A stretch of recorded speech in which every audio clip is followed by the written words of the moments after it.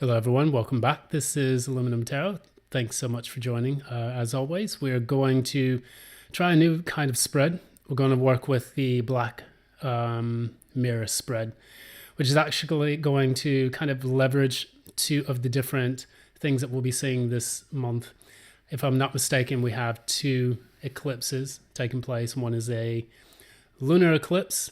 We've recently had a black moon Lilith in Virgo, if I'm not mistaken.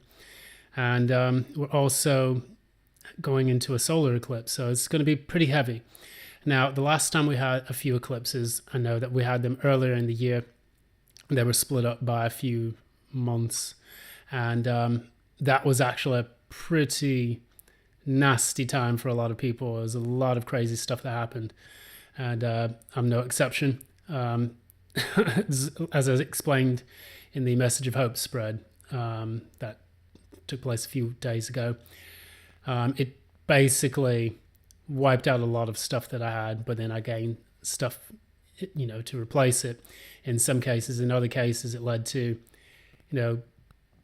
it in the worst way possible, kind of pruned the family tree, which was pretty brutal to actually go through. But that said, for all the people that we lost, all the things that we lost, there was a profound sense of insight that came from that.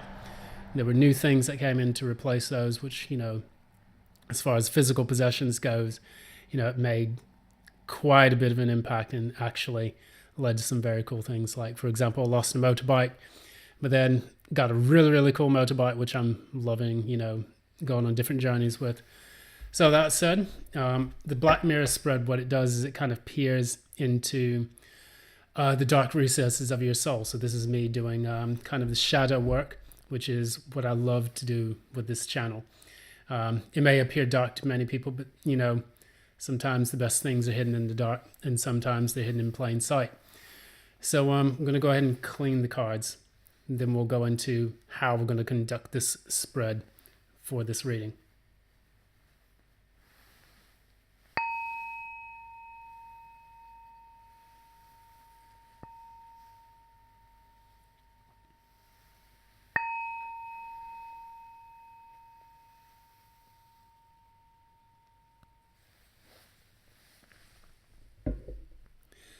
Okay, so what I'll be using for this, as we are doing this for the, lunar anomalies that we'll be seeing this month, I will be using the Moonology deck, which is a favorite amongst the tarot community. And I'm incorporating this new deck that I recently gained, which was the Black Moon Lilith deck.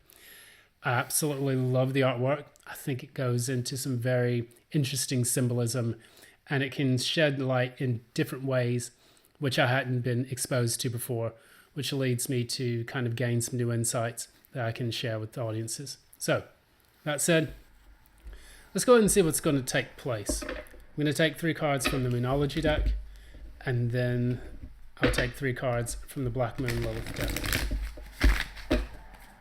What messages do we have for the Black Moon, or the Black Mirror spread? What messages do we have for the Black Mirror spread for our audiences? Collective reading. What message do we have for our audiences?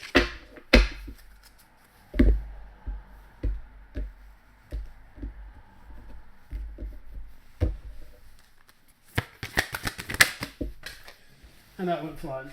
So we've got some powerful messages. Second message. And third message. Okay, cool. Now we're going to go into the next one. I'm going to take 3 cards from the Black Moon Lilith deck. Should be cool.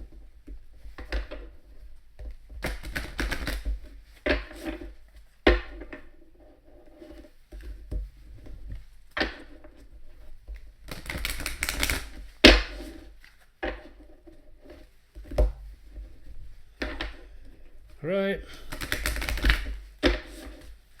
There we go.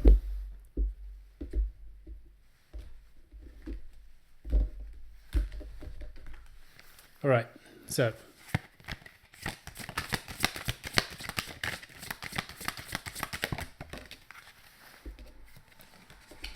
here we go. Second.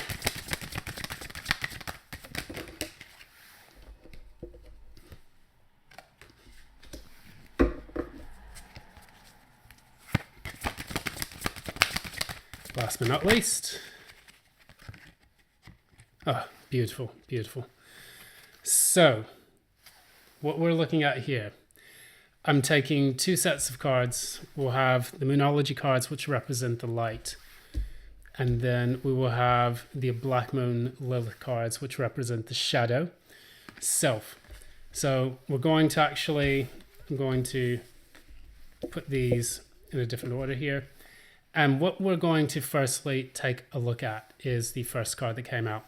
So this is the Black Moon Lilith in Pisces. So this is all about honoring your boundaries. Now, when we look at Black Moon Lilith, and because we have Black Moon in Virgo coming up, we look at the idea of aspects of shame, guilt, rebelliousness, places where we do need to kind of let go and embrace our darker half, so that way we can become more authentic. We always go into Jungian psychology with this channel, where you integrate the shadow self into your personality and your nature, so that way you can become an individuated self, which is authentic in the way it shines its new light. And so it goes into Hegelian dialectics as well, where you have the abstract, the negative, and then concrete. You have one thing, and then you have a subsequently completely different thing. When you put them together, they actually create something new. So it's a form of alchemy.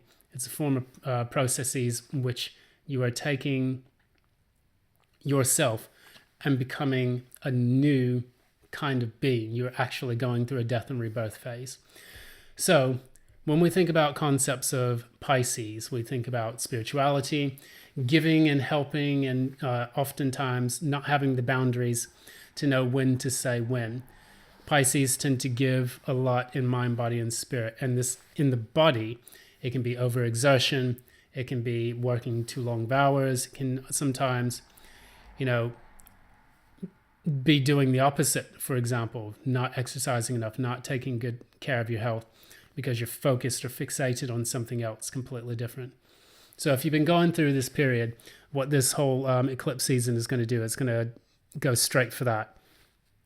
And it will allow you to become a bit more balanced when it comes to the way you approach and deal with things throughout your life. So this is going to be a very pivotal time because of these two eclipses taking place in the same month. In addition, what we see here, we talk a lot about honoring your boundaries. And what you see these two people who are submerged here underneath a lot of the artwork that you see here. So at the top, it's pretty much all clouds. Underneath the surface, that's where the entire life is taking place. Pisces is a very interesting sign because you have the two fish that are swimming in opposite directions. And what they're typically doing, it shows that there's kind of like a Schrodinger's cat effect that takes place in every Pisces. So as it's doing one thing, it's doing something completely opposite at the same time. And it represents that birth and death phase, that rebirth. So as your body, your physical body decays and deteriorates, your soul is being replenished and it's preparing itself for another reincarnation if chosen, or if you do get to the point, a state of nirvana where your soul is revitalized. So that's why this is all about regeneration. It represents the process of sleep. It looks like you're dead, but you're not. You're actually very much alive, and you're actually going through a period of dreams, gaining messages through the subconscious. And as this does represent the subconscious, it would also be a very good time for you to undergo psychotherapy if it helps you to kind of illuminate some of the ideas or the things that you carry within the subconscious, which are creating boundaries and barriers to the successful life that you would like to have. So oftentimes, and this has been quoted, of course, it's a Jungian quote. It says, if you do not make the unconscious conscious, it will direct your life and you will call it fate. And sometimes this being the house of undoing, self-undoing, this is a time where we need to get rid of the clutter that's taking place within the subconscious. And by doing so, we can then start to redirect our behaviors, our approaches to certain things, and the way we approach our habits. Habits normally take place in the house of Virgo, but on the other hand of that, the subconscious attitudes that we have which lead to the habits typically take place in Pisces. So this is going to be about learning about the shame or the things that you have or the experiences that you've accumulated which lead to this, desire to be more authentic and to kind of rebel against the things that have been limiting your boundaries or where you have given too much. And now you have to be a more authentic self by pulling back and understanding how to give your energy properly. And as I say the word energy properly, the second card for your shadow self is Mars. And so it talks about drive, energy, and passion. And again, there can be times where we really, really want to give ourselves to something that we feel passionate about. It can be a relationship, for example. Again, this is an algorithm which applies to aspects of your life, which are the variables. In this particular case, there is an overgiving or an undergiving to a specific thing based on your energy drives, which are going to take place for this period. And for what I see in here, I see a person who what they're doing is they're overgiving to things in which they normally apply their Martian energy to. So if it's a job, for example, you would be the type of person who would work long hours, you would stay late, you'd be the one to take over projects, you'd be the one to try to, overgive in a period in which you need to conserve your own energy yourself, or at least give in a more balanced way.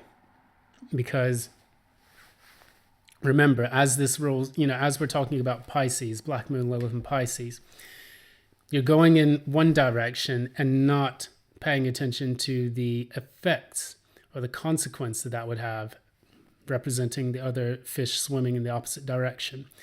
And so what this does is this says, as you're giving all of your energy to one thing, you could actually be setting yourself up for sabotage. As you're giving to one thing, you're burning yourself out and you're not going to be able to give further down the road. So this is about learning about these unconscious properties of these attitudes that lead to this overgiving phase and being able to nip those in the bud so that way you can give in a more balanced way. And I will say that a bit later on because we do have a Libra card here later in this reading. So we look at the third card. And as this whole period will be about this concept very much, this is the Phoenix, death and rebirth.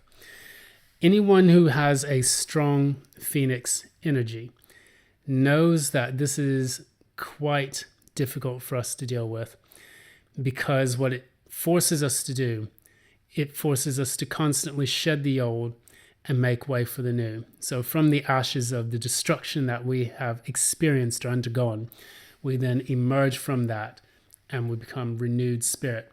So this is the year of the snake, as I reported about in the hope spread.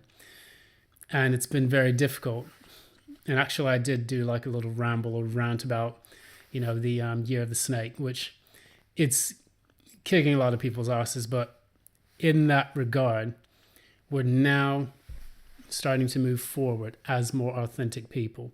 We're able to look at these bad experiences that we've had, these losses, these challenging periods, and we now have the ability to reshape our life in a way in which we are more conducive long term. We are happier long term. We are doing more things that we enjoy doing long term. And so in this, you can see the number 3. We have the baby, and then we have middle age, and then we have old age. And that is the cycle of life itself in which we find ourselves in. So when I look at this, I get kind of like the trimurative, which is kind of like I am, I will, I create. And in Kemetic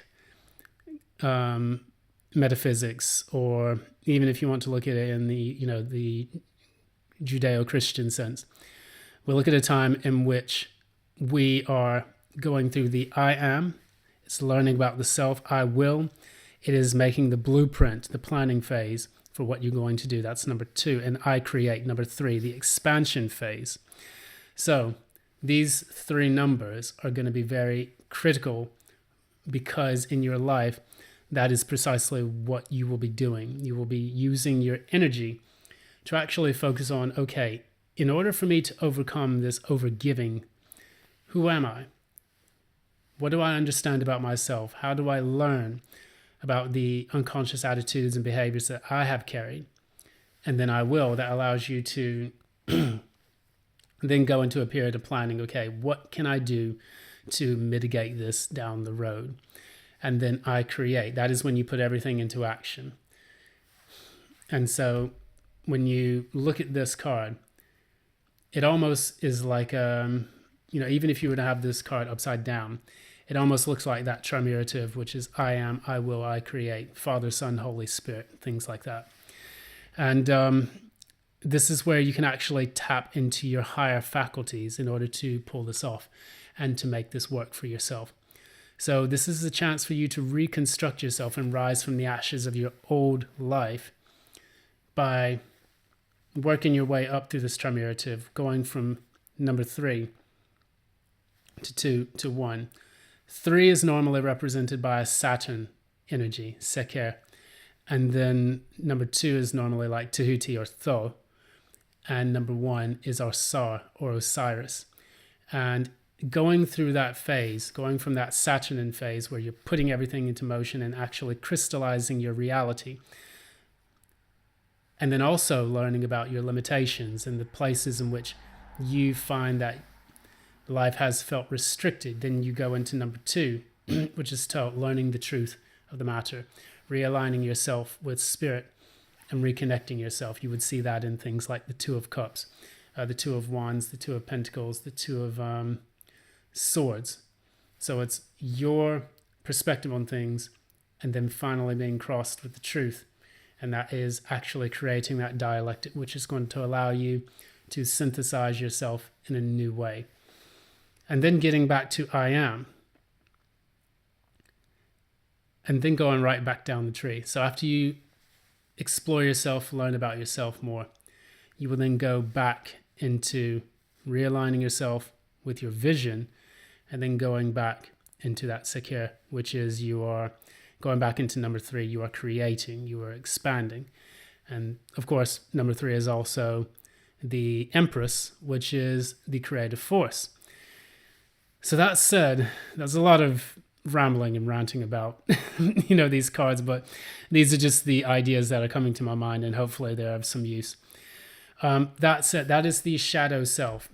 In a nutshell, what you're going to be doing, you're going to be looking at those Piscean porous boundaries that you've had with parts of your life, and then you'll slowly move into a phase in which you are finally tackling this by gaining a stronger understanding of self and gaining a stronger knowledge of where your true boundaries lie. So like, for example, getting rid of any addictions, getting rid of any negative self-talk, and then after that, shedding that, then going back up to the tree and then fully aligning with your higher self.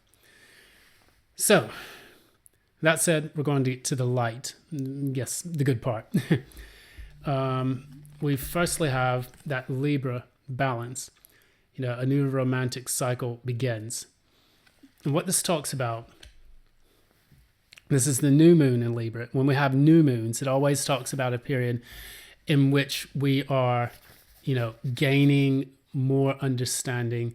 We're going and embarking on a new phase of something. It gives you almost like page vibes when it comes to, ascending above the ranks of the court cards.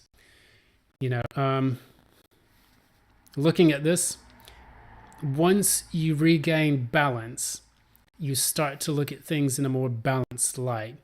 That is when you can start to illuminate the opportunities that can come to you based on your full realignment with spirit.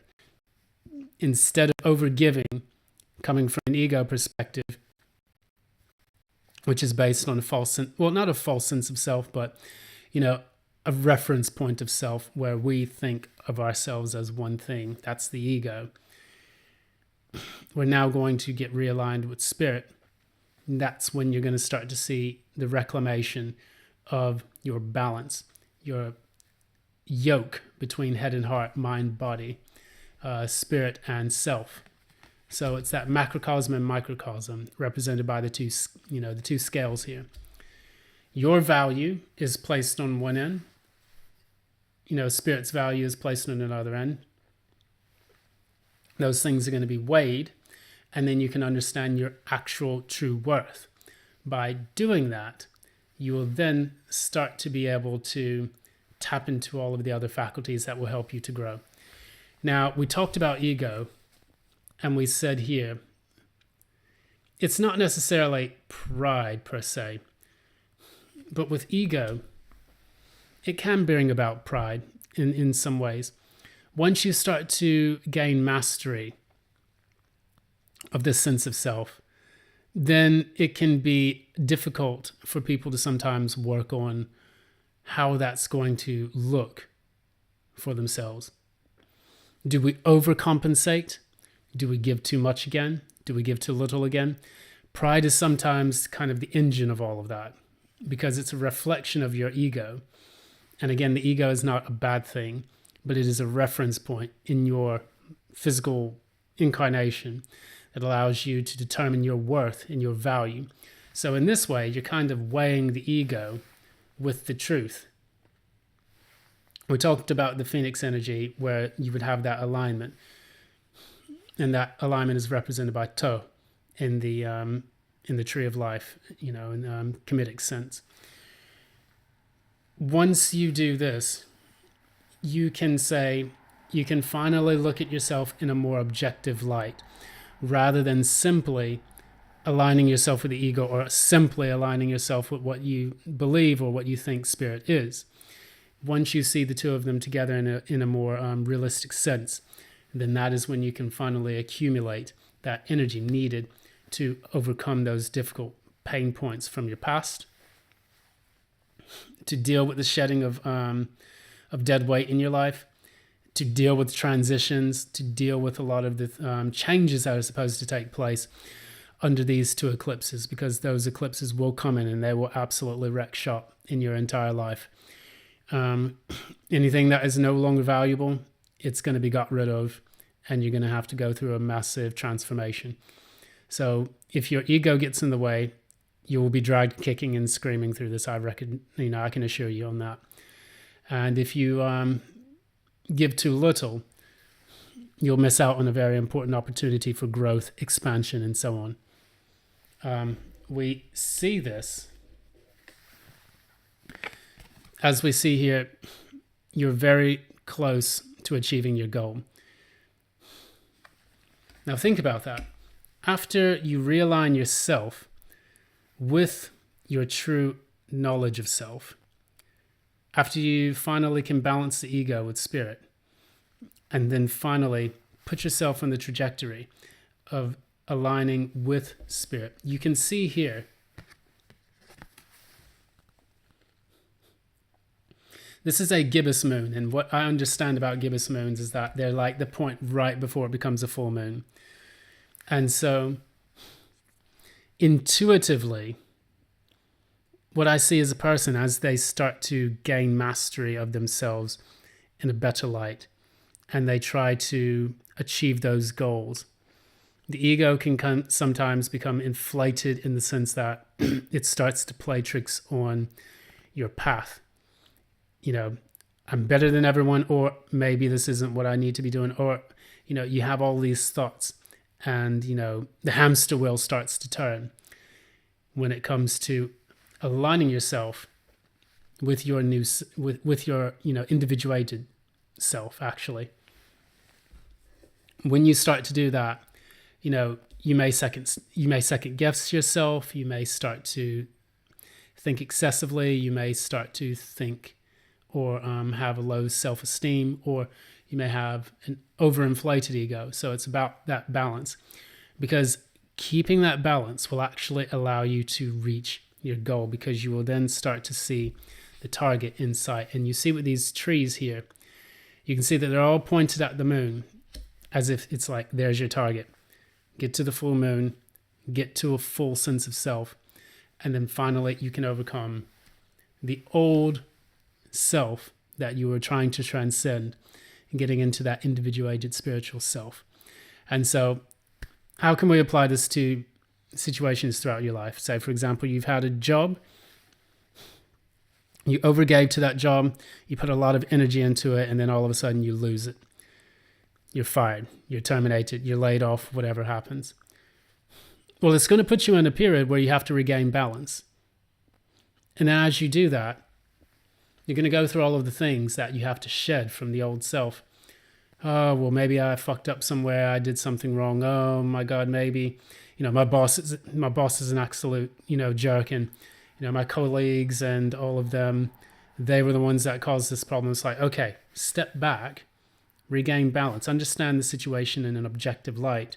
And then after that, start making your way towards the next phase in your life, because that is precisely what lunar phases are. They are representative of the phases in your life. And as you go through these two eclipses, this is going to help you to get rid of the old phase that you were constantly going through, especially if this is a repeat offense that takes place throughout your life.